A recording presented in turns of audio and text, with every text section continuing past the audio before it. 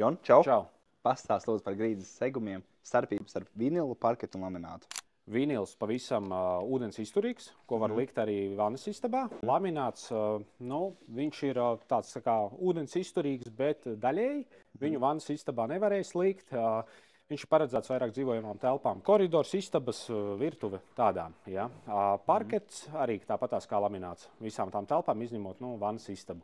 Kalpošanas laiks, vinilam kalpošanas laiks 15 līdz apmēram 25 gadi. Laminātam 20-25, parkets 20-30. Tas ir tas, kas man te tirgojās. Un arī tas kalpošanas laiks īstenībā ir tā, ka tas ir no katra individuāli atkarīgs. Jo citam viņš var kalpot vēl ilgāk, citam var mazāk. Tas ir kā viņu uzkopja, un visiem šiem grīdas segumiem nepatīk, pieņemsim, smiltis. Ja būs koridori, nebūs kaislauķis, būs smilšains, viņi ātri, jebkurā gadījumā sadils. Tas pats arī ar office krēsliem, kas ir plasmas riteņiem. Ja nebūs paklājiņš apakšā, vai arī nebūs speciāli riteņi tam krēslam, viņš arī būs tās te, kā teikt, švīkas.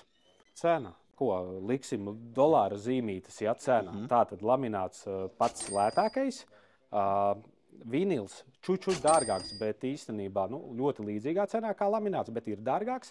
Un tad visdārgākais ir, protams, parkets. Cik ļoti dārgāks parkets? Atkarībā kāds tur sanāk ir tā, ka no materiāla atkarīgs, no joslu skaita atkarīgs. Ja būs vienas joslas, viņš būs dārgāks. Ja būs 3 joslas, lētāks. Tas ir tā, diezgan...